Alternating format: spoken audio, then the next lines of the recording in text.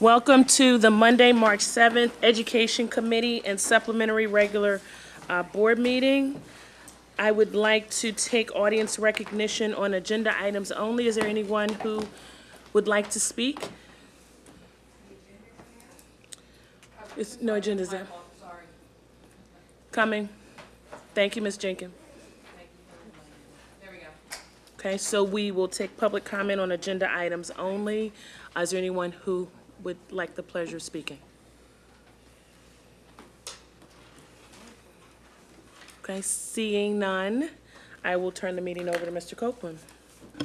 Good evening, everyone. We have two presentations this evening that have previously been put before the Curriculum Committee of the Board.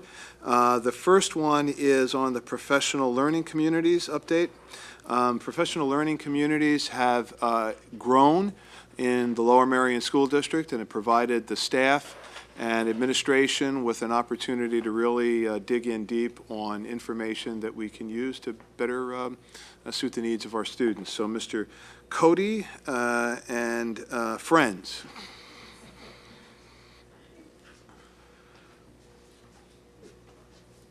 Thank you, Mr. Copeland. Good evening, Board. Good evening. So as Mr. Copeland was saying, our professional learning communities, PLCs, have been really growing extensively over the past few years. And as a district, we've invested a lot of time and energy around the process. And tonight I have with me Allison Millay and Shannon Davis, who are the World Language Department chairs from Harriton High School and Lower Merion High School. And they're going to share a little bit tonight with you about the process that they've been working through with their team from a World Language Department. And it's just a snapshot of what the process looks like in terms of the PLC process and what teachers come together and do for our students. So you'll hear tonight a reoccurring theme around 4 questions, the questions that really frame the PLC process. And the one question is that we focus on is what's really essential in terms of what students learn, and how do we know that students have learned what they've learned. And then we ask questions about how will we respond if students don't understand, and then more importantly, what do we do and how do we respond when students do understand. And we come together collectively during this collaboration, which is scheduled for teachers within their sets. And we talk about the results of student outcomes and their performances. And in this process, teachers take a collective ownership of the process of learning and the process of teaching to really create good outcomes for students. So I'm going to turn it over to Shannon right now so she can take over and share with you the process that she works through with teachers. So thank you for having us this evening. And really the first question, the critical question, what is essential for students to learn, really gave us immediate focus as a department. And we sat down and sort of looked at this and thought, well, we need to revise, redesign, and all commit to the curriculum that we have. And the curriculum needs to be guaranteed and viable so that every student has an opportunity to learn the same thing, to have the same learning experience. So 3 years ago, teams of teachers worked to establish, or improve really, because we had a curriculum, but to improve this curriculum based on these essential learning targets. And we have a scope and sequence, a map, and essential learning targets for all of our courses now in world language that have been improved and worked upon as a team. So, just to further understand the magnitude of that work that was done, there are 2 Japanese classes, 10 French classes, 13 Spanish, and 7 Latin, and that's just at the secondary level. So one of the things that we really are most proud of in this PLC work is our increased collaboration as a 1st to 12th grade team.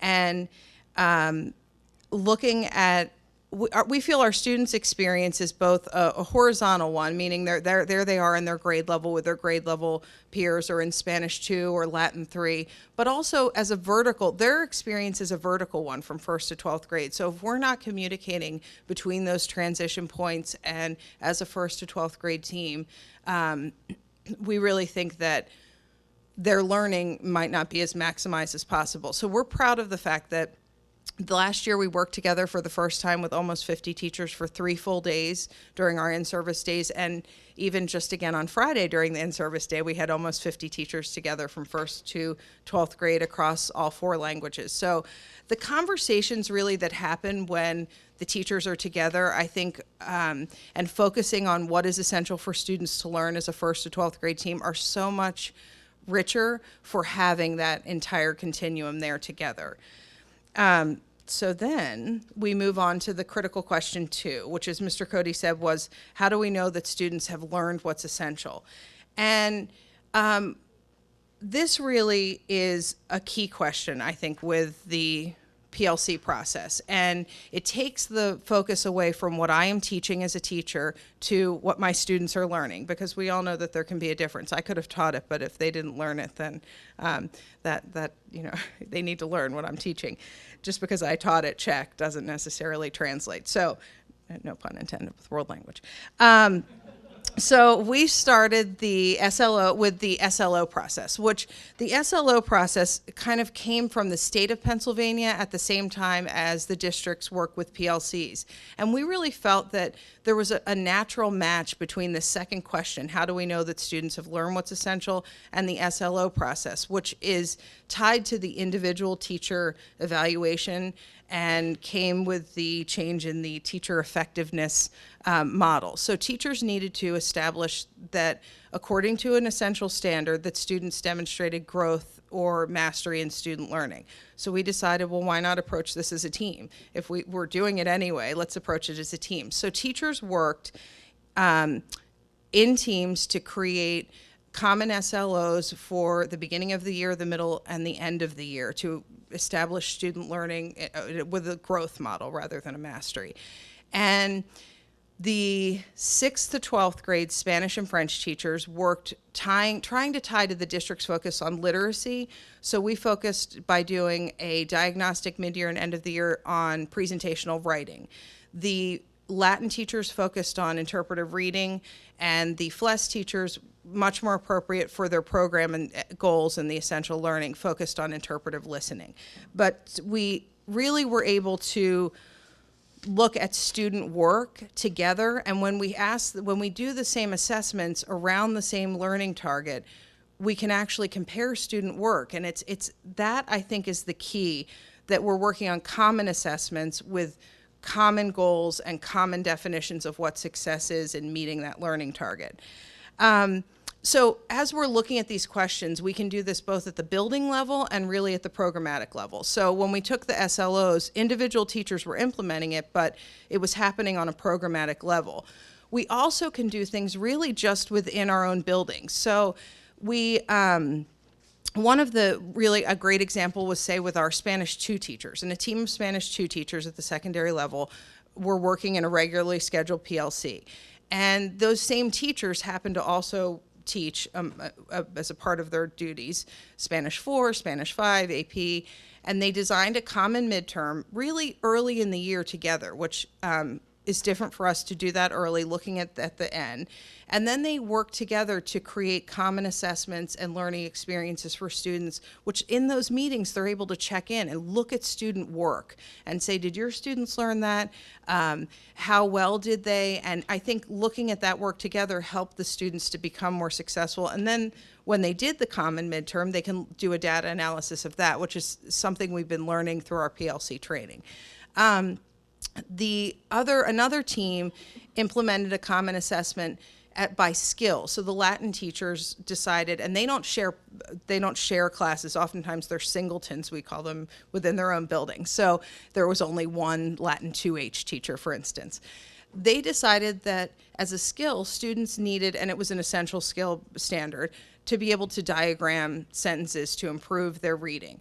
So they took that skill and applied it and did common assessments, a diagnostic throughout the learning, and then at the end together to improve that skill throughout various levels. So that was a great example of how they were doing that, even though they didn't share the exact same class, but they focused on that skill. And then one of the really exciting things that we're proud of that we've done at a bigger level, and Mrs. Millay will talk about that a little bit, is that we created a common assessment for Spanish across our 8th grade, level 1 honors, and intermediate at the high school. So I'm going to let Mrs. Millay talk about that because it's exciting. Thank you. So why did our Spanish collaborative team choose to create this common assessment? We wanted to determine what our students know and what they're able to do at crucial transitions in their Spanish learning. So the purpose behind this assessment was to provide clarity and focus about skills at key transition points, specifically focusing on that 8th into 9th grade transition. Working with these critical questions in mind as our foundation, it was natural for us to create the common assessment at that level between 1 and 2. So there was a lot of high leverage at those levels. We've got 8th graders from both Welsh Valley and Ballackinwood Middle School. We've got level 1 students, level 1 CP, level 1 intermediate, and level 1 college prep, all at the high school at Harriton and at Lower Merion. So that's 4 secondary buildings. 8th through 12th grade students, approximately 500 of them, 16 teachers, and 6 potential course recommendations to go from 8th grade into 9th grade. So it's a key focal point for us to examine. Our Spanish PLC team designed the proficiency-based assessment, and it had 5 key components. There was interpretive speaking in conjunction with a presentational speaking assessment.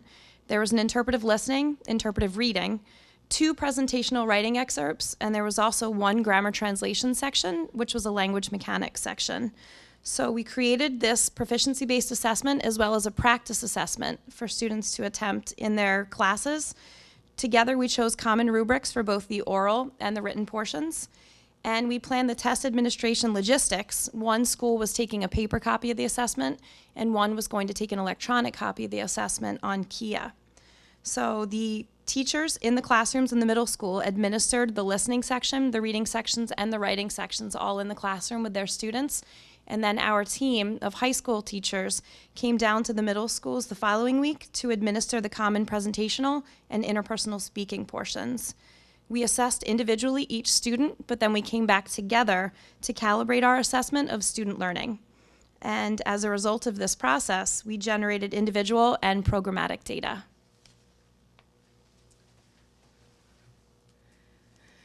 So then we go back, we've done what is essential for students to learn, how do we know that they've learned it, and then we move into critical questions 3 and 4. So how will we respond if students haven't learned it, and how will we respond if they have? And like the other parts of the PLC process, we've been able to address this, I think, at the individual teacher and student level, the building level, and at the district level as a world language team.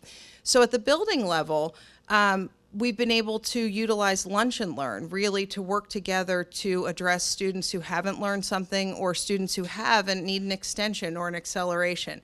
And one of the great parts about this is that when you're focused on common learning goals and common assessments, it's much easier to take this collective responsibility for student learning. So I can just as easily help another Spanish 4 student as my colleague can help my students. And oftentimes having multiple teachers do that helps the student to learn just simply because we have multiple people approaching different learning targets.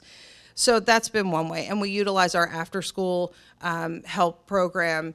And as a collective team meeting every 4 days, we can address instructional approaches, but really based on that student learning that's right in front of us that we're looking at together based on those common assessments. At a programmatic level, we can address these questions through our professional learning, through curriculum revisions, through looking at course offerings. Really, having the data in front of us helps us to look at what is the best thing for our students in terms of their learning programmatically, what makes sense and what's smart to do to help them to learn better. And then moving forward from this, we we'll continue. I mean, really, this is just a cycle. So we continue to do it. PLCs aren't over. They're not done. We didn't check. We did a common assessment. We're done. This is a part of our learning as teachers to continually help whoever is working with us as students to learn. So we will continue to work on data analysis, refining our assessments as a team, improving student feedback, on really expanding the common assessment that we did with Spanish to other languages, expanding that to our FLES program and helping to clarify what students can do leaving our elementary, middle, and high school programs as a part of our world language experience. But I will say that while this is our world language story, and while we are very proud of what we've done and the work that we have accomplished as a team and kind of the coming together that we've had, one of the things we've also learned a ton from the other PLCs, the other content area teams. So we learned from our algebra colleagues, the teachers in chemistry, in biology, in social studies, and in English. We take different parts from their PLC work and apply it to our own. And I think as we work more in teams, we improve even across content areas, which is really interesting. And then the last thing that I'll leave you with is that I think that the standard answer, and I think it's a standard answer for a good reason, when you ask a teacher what they love about teaching, is that they love to see the light bulb go on. Teachers love when they know that their students got something, especially when they weren't getting it at first. So watching that click, and I think going through this PLC process has helped us to do that more reliably, more effectively, and for more students. So ultimately, we're really proud of that and really grateful for the training and the time that we've been given as teachers to learn about this process. And thank you. I don't know if we take questions now or, okay. Thank you for the presentation. This was discussed in curriculum, I'm sure, and as equally exciting. It's nice to see the PLCs kind of, grow up literally in front of our eyes. So I want to open it up to questions, and thank you for your energy and enthusiasm and the work you do on behalf of our students. So let me open it up to questions. Ms. Ackman. That was a great presentation. I really liked the concept of collective ownership, and the progress seems amazing, as Robin just said. What are moving forward, kind of, are there any hurdles or challenges that you feel like you need to take on now, or? That is a great question. I think we have to continue to look at curriculum as a living document and go back and revise it according to what we see with student learning. So it's not, I would say, not as much challenges as, and I think I said this when we were presenting to the curriculum committee. As we do this work, new challenges and new hurdles do light themselves up in front of us, but it's illuminating to see those happen. All of a sudden you think, well, that's what we need to do next. Oh, great, now that we have this information, this is our new direction. So yes, new challenges come up, but I think they're challenges that you feel that you can face and help your students to face because you have the process in place. So expanding what we're doing, really, and helping the roots to grow deeper, I think are the next steps. Yeah, the format of the assessment, just that initially after we gave the assessment, we conferenced and with the team of teachers thought of how can we improve this for next year. We were already thinking of administering the assessment, ways of modifying it, common rubrics, things that could be changed for next year and improved upon. And I think that's what excites both of us about this work, is that it never ends. There's just a continual process and continual growth within our students and ourselves as professionals.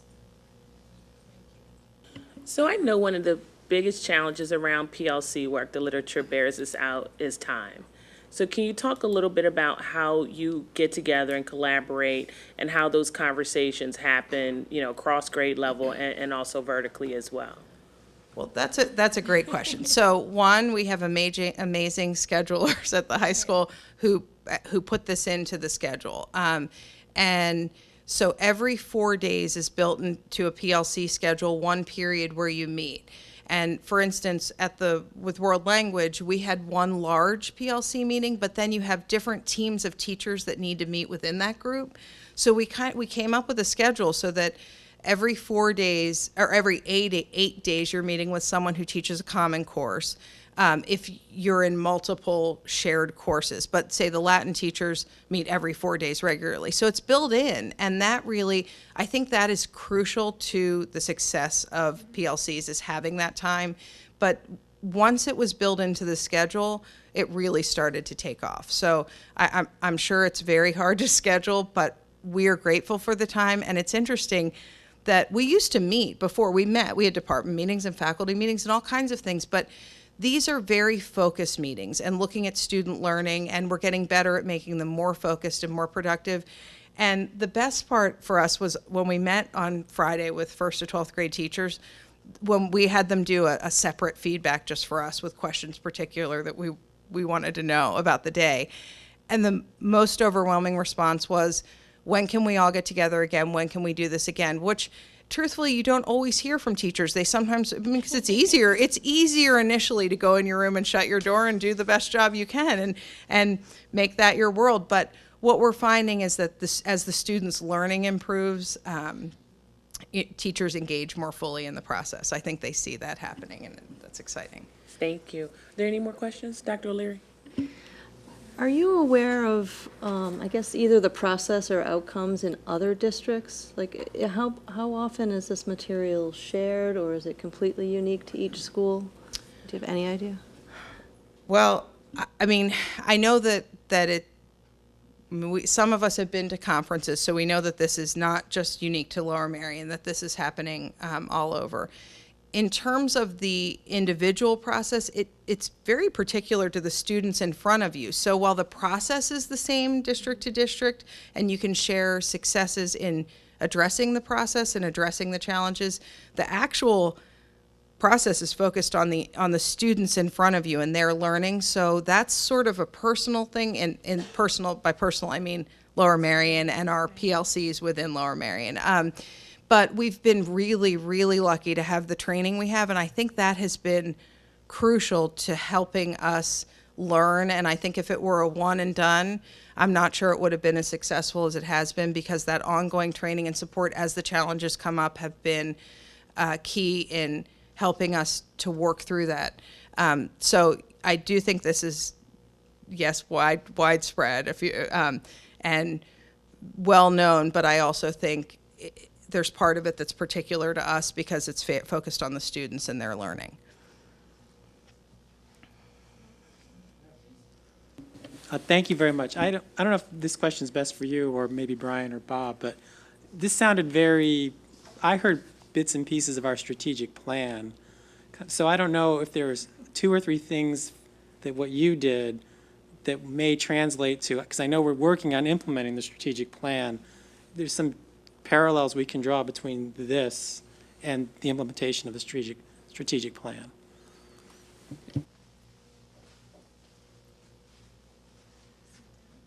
The PLC model really folds into, I think, all facets of the strategic plan, from redefining success to our professional development for staff, for student-driven. One, in terms of student-driven, allowing students to now have choice in a particular language or trying a different language that they may not have felt comfortable with, and having conversations with their teachers in terms of trying a different language. You're being very successful in Spanish. You might want to try a French based on language acquisitions.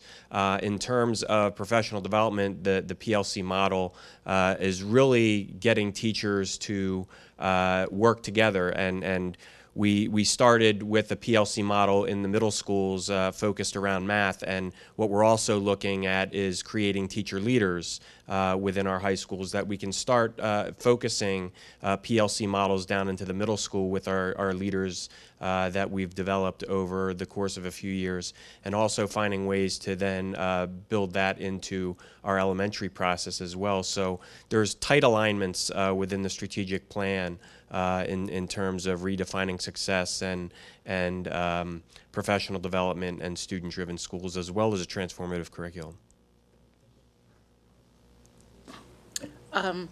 I was just wondering, and I'm looking at your faces, and you are just beaming and beaming. I was wondering, have you been able to see positive changes in those students that were maybe below the standards of, success?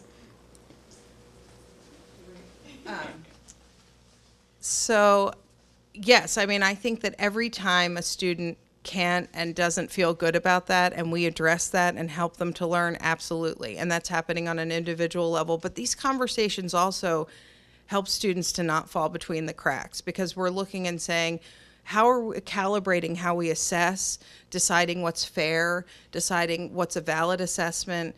And I think all of those things help students when teachers are approaching things in that way. So yes, I do think that it helps individual students and it helps programmatically. And I mean, personally, I guess we can see that. We look at that a little bit with our numbers, seeing our numbers grow. I mean, that for us as world language teachers, though we're not technically an elective, we know that it's important to us to see those numbers grow and to see students putting a value on staying in our program, taking multiple languages, and seeing students not drop the language. I mean, for us, that's very important to help students to feel successful and learn, so not just feel successful, but be successful, so that they don't leave our program. I mean, ideally, we want to keep them all 4 years to third. We want them to come start in first grade and not leave, just keep adding languages, so, yeah. Any more questions? Thank you very much. Thank you for having us. Thank you. Thank you. Great job. All right, Mr. Klein. Let's see how good. Let's see if we can top that. That's it. I'm sure we can. Art. Good evening. Good evening. Happy almost spring. 70 degrees this week. This is going to be good. As Mr. Copeland pointed out during the CCOB meeting, Brian and I learned collectively for this session that we're better off presenting these very bright teachers in front of you and sort of fading into the shadows. So I'm going to do a little bit to start tonight, and then I'm going to hand the presentation over to Megan Henry. Megan is a first grade teacher at Kinwood Elementary School and absolutely one of the bright stars in Lower Merion School District. On her own initiative, she has taken to do a lot of the train-the-trainer models for the responsive classroom, and it really is going to be on her shoulders that we continue to do this important training with teachers in Lower Merion for the responsive classroom process. So just very briefly as a beginning process, I'm used to responsive classroom. We've been trained in a lot in the prior place that I worked, and I'm a very big advocate of this. One of the most important parts, these foundational ideas, is that responsive classroom builds a classroom that is built on relationships.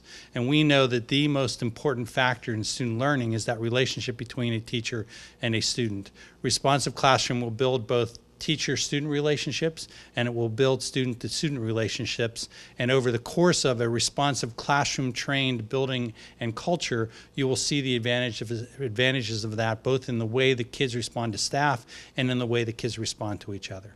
So I want to turn this over to Megan now and let her talk to you about the component parts of the responsive classroom model. Good evening. I just want to thank you all for having me here tonight to talk with you about Responsive Classroom. I'm very passionate about the program, and I hope you see the power of Responsive Classroom as we go through the slides together. So there are 10 principles of Responsive Classroom that guide the approach. And tonight we're going to be focusing on morning meeting, positive teacher language, and academic choice. And an important feature of Responsive Classroom is that it's not an add-on, but rather it really integrates the teaching of the social and academic skills throughout a child's entire school day. And in Responsive Classroom, there are the 10 practices to teach the children those crucial social and emotional skills, such as cooperation, assertiveness, responsibility, empathy, and self-regulation while teaching the academic lessons. So Responsive Classroom is a research-based approach to elementary education with strong leads to academic gains in students. The responsive classroom approach improves teacher effectiveness by raising the competencies across 4 key areas, and they're all in interrelated domains of teaching. So the first one is academic engagement, creating that positive community with your children, developmental awareness, and effectively managing your classroom. And the approach emphasizes fostering that student autonomy and teaching children the foundational and emotional skills that are needed for higher level academic learning. Research has shown there is improvement across all student with achievement in responsive classroom. So teachers, when they use responsive classroom practices, there are predictors in gains in student math and reading achievement. Researchers also have noted that a teacher's use of academic choice, there were a lot of gains in, again, the reading and math achievement outcomes. There was also a greater effect with struggling students in math. And after the responsive classroom practices were put into place, math achievement appeared to be stronger for those students who were initially struggling with lessons or in that particular concept of math. Academic choice also weaves into one of those huge components that we talked about, which is teacher language. So with that responsive classroom approach, teacher language is one of the most powerful teaching tools within the approach because it is through your whole day. It's how you're teaching children. So with that careful use of language, we can support students as they develop their self-control, building their sense of community and those gains in academic skills and knowledge. So it's always important to remember that what we're saying to students, how we're saying it, it really shapes the children and how they see themselves, how they perceive that we see them, and the relationships that they're building in the classroom among their peers. So when our words and our tones convey faith to our children, we're really shaping their desire to do well, to live up to the expectations that we set for them. So here, oh, I did a false start. How do I? You're okay. Oh. Well, this is morning meeting. So here's a clip of morning meeting.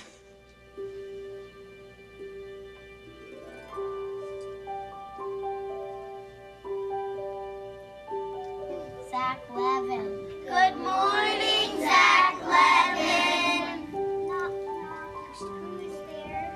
Mitch. Check. Check. Grace. Check. Simon. Check. Eric. Check. Hop, hop, hooray!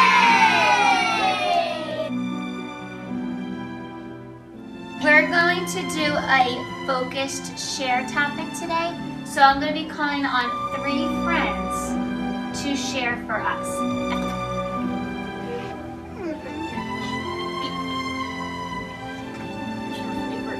What is your favorite vendor? Ice cream with hot fudge. Just like me!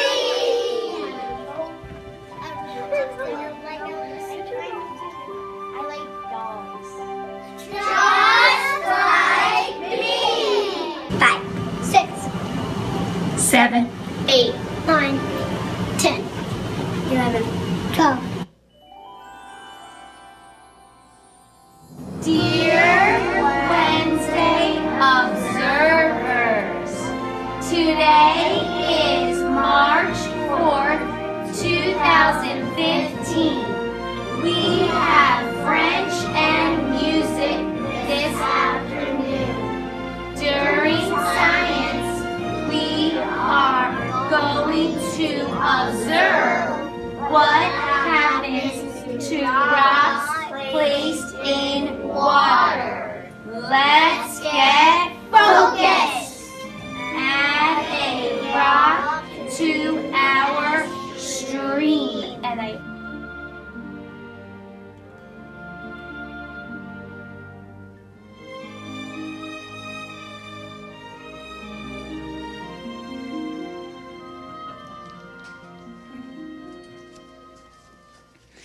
So I had wanted to set you up, but I did a double click on that. So you saw morning meeting. So morning meeting is one of the components of responsive classroom, and it's the best way to start your day. It's my children and I, we always talk about how it's our favorite part of the day and closing circle. It's that time where you come together, you reflect, you're engaging together. And what happens is every morning the children will come to the rug for about 15 minutes, and we talk in 4 purposeful components. So there's first the greeting. So immediately the children are feeling seen and heard. Then we share information. Sometimes information can just be social, emotional, fun, and depending on the day, the week, we could just do something fun that reinforces, some social, emotional skills. Or knowing the lessons that I might have that day, the share could be more lesson plan oriented, and we're doing things more with academic. I'm preparing them or kind of assessing in there. An activity is our third component. We could do something fun, or again, we can throw in, a lot of times we'll throw in an academic. So we're doing a game, or maybe doing poetry, we're doing our words, our sounds for the week. And then finally, there's the morning message, always written by the teacher, but it helps children to engage with language. There's always a task for them, so they're held accountable. And always the highlight at the end of the day is a child gets to take the message home. So it's always fun. But here we go into academic choice, and a teacher's use of academic choice is helping to support instruction during the day. So when a teacher uses academic choice, they decide on the goal of the lesson and the activity. So children are given a list of options for what to learn and also how to go about their learning in order to reach the defined goal. So when students have choices in their learning, they're becoming highly engaged and productive. And Lower Merion School District, we offer the transformative interdisciplinary curriculum that is student-driven. And being on the student-driven pathways team, we're working a lot with our educational leaders to continue to find ways for students to engage in navigating their own learning. So academic choice is celebrating individual strengths of our students, and it really helps them to develop competencies that ensure their educational success. And the important thing about academic choice is, again, it's not that add-on, but rather it's a format that can be used for many types of required lessons and activities. So academic choice can be incorporated to any portion of your day, any content area. Many teachers, as always, we've been trained here in our district, we're always giving children choices in how to learn and what to learn. We might say choose 6 of these 10 questions to answer. Pick a mammal that you want to study in depth, or write a report, make a diorama. So we're always giving choices. But the key thing here that sets academic choice apart from choices that we're already giving to our children throughout the day and is essential to its success is the 3 phases: the planning, the working, and the reflecting. And these are what the children have to go through in an academic choice lesson. So in the planning, the teacher introduces the activity with the choices. The students are planning out what they're going to do, what it's going to look like, how they're going to do it. Then during the working, during this phase, the children are completing their chosen task. And that's when the teacher is going around using teacher language, doing open-ended questions. Third is that reflecting phase. So after completing that chosen task, the children reflect on the work and what happened, what occurred, what learning occurred. So the reflection can consist of children coming to a circle and presenting their work to their peers with maybe one focused question they're sharing. Or it could be them discussing with another partner about their work. Or a teacher could decide that it's a private reflection and she wants him or they can answer questions. So whatever the form the reflection takes place, the children are making sense of their concrete experiences. Why did they make those choices? How did their work maybe change how they thought about a topic? And what helps them learn? So they're thinking about this in the reflection. So again, responsive classroom, here is an example where there's a choice. So there's activity objective, there's choices about content, and the how, so there's choices in there. And according to educational researchers and theorists, Piaget and Dewey, there's been that brain research where children learn most effectively when they're initiating activities based on self-generated goals. So when we have our children working through the planning, the working, and reflecting cycle, we're nurturing just this kind of learning with our children. And knowing that children, when given the chance to work and maybe use different learning styles, they're building on disciplines presented in a number of ways, and their learning should be then assessed in a variety of means. And teachers, we know our students. So when we know we're giving them choices and we're setting them up for success, we know what choices to give them that will give them that appropriate challenge to feel successful and to always learn.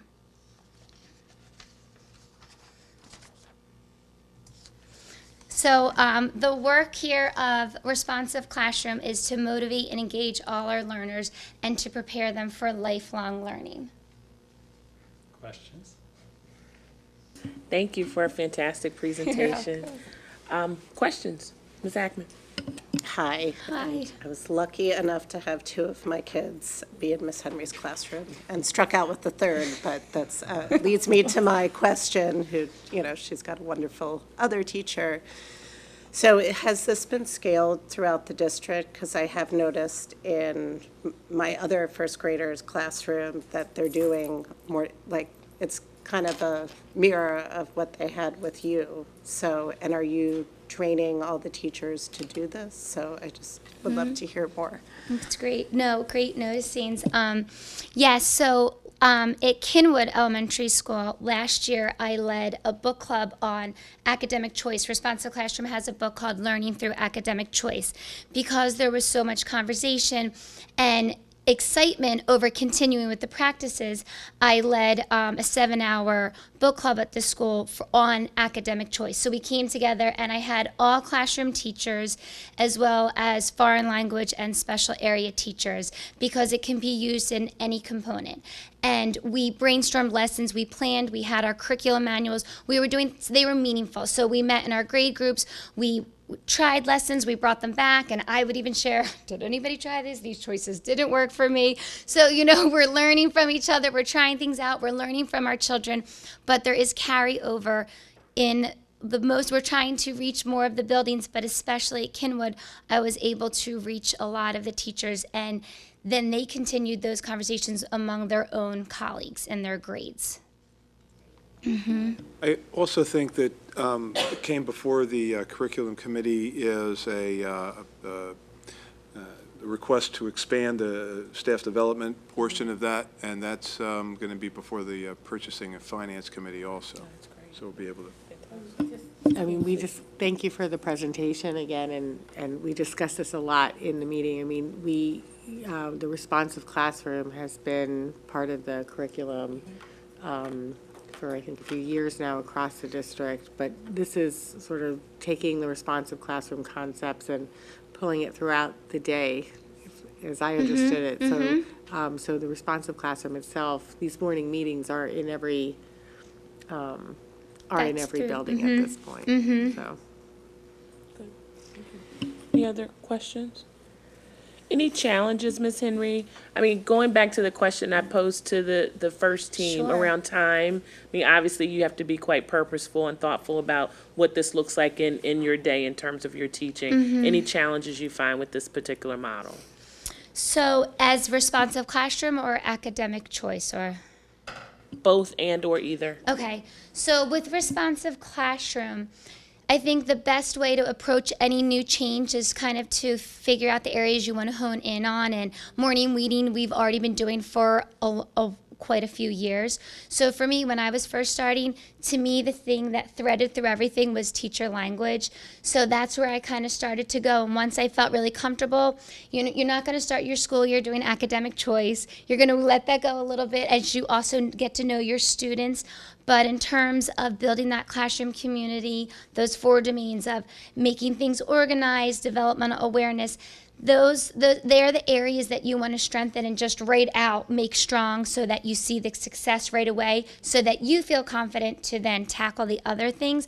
But I also think there's not many challenges with the program. It's an amazing program. I think the challenges might lie within the teachers ourselves because there is so much, there's a lot for us to do, and when faced with changes, like anyone, we kind of are a little hesitant and we think, okay, is it going to work? You know, but keeping that open-mindedness and just faith in the program and seeing, oh my, the language is working, they're responding, I'm going to try a little bit of this interactive modeling now, the more you try a little bit, it gives then the teachers that belief, like, I'm going to stick with it, this is really working. So it's just that those initial hurdles in any change, in anything that you're given, like, okay, I'll try it, but.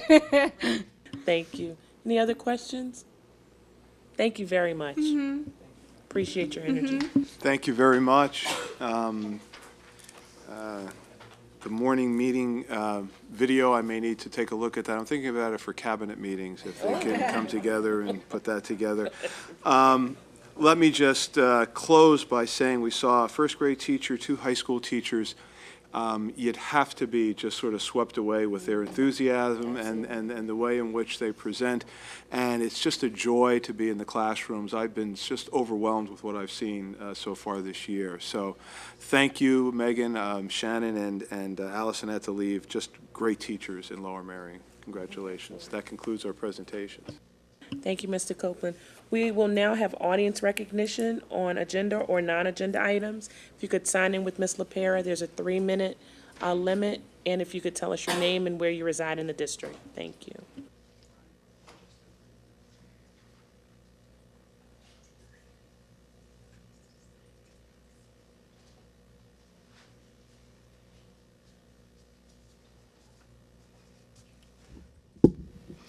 Ruth Jenkin, 354 Worcester Road.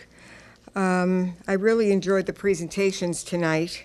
As an ex-retired classroom teacher, I know that oftentimes it can be very stagnant and very lonely. And closing your door and then the world goes on outside of you. So it was really exciting to see all of this, which really goes on in the early grades, but it really carries through all the way through into the upper grades. But I'm here for a different reason. I have a request from my grandson, who plays baseball for Lower Merion. He missed, the bus did not get them to the field today, as it often does not get out of the parking lot in time. And then a half hour goes by and the team is not there. And if the team gets there, the supplies are not there. So there is all of the traffic that leaves on Owen. And once they arrive, they often have to wait for the equipment and the late players to arrive. And when they're finished, they have no way of they have to find their own way home. It really is unfair. We have field hockey, we have football, we have soccer, we have tennis, we have basketball, we have track, and we don't have baseball. We don't have a field across the street. I just want to know what needs to be done to start the process, or if there is a process or has the process started, to give equal time to those students who play baseball as you do to all the other students.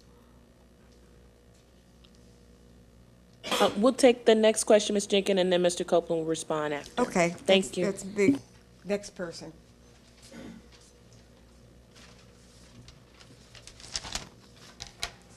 Good evening. My name's Amy Knorr. I live in Penn Valley. It's really hard to follow first graders, I'll tell you. I'm here tonight to thank the school district for supporting the Regional Sleep Forum that was held February 21st in Radnor. There were over a dozen districts involved. Over 300 people attended. Many of you in the room tonight attended. And I personally, as well as many other parents that have worked on this program, just want to extend our thanks for your support of that. Dr. Judith Owens, one of the main speakers at our program, said she thought this was the first regional forum she had ever heard of, to have so many different districts looking at this issue. And the issue was about sleep as a health priority. And we hope the video should be coming soon. We hope it will be on our website as well as Radnor's and others, because there were 300 there and there were many other hundreds that didn't get to see this. But it wasn't focused on start times. It was focused on why sleep is so critical for all of us, specifically our teenagers, but all of us. And most of the effects of sleep deprivation, while the kids' circadian rhythms are different than ours, the sleep deprivation hits us all in the same way.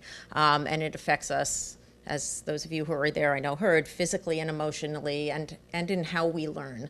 I'm hoping we can continue the conversation both in these rooms with teachers, with professional development, with students, and with other parents, because I think many more people now realize that exercise and nutrition are important, but there's still this feeling that if I get 5 hours sleep, I can make it through the day, I can trudge on through as adults, and I'm hoping that's something that we can change in our society. And I think as leaders in our district, we need to set that example for our kids.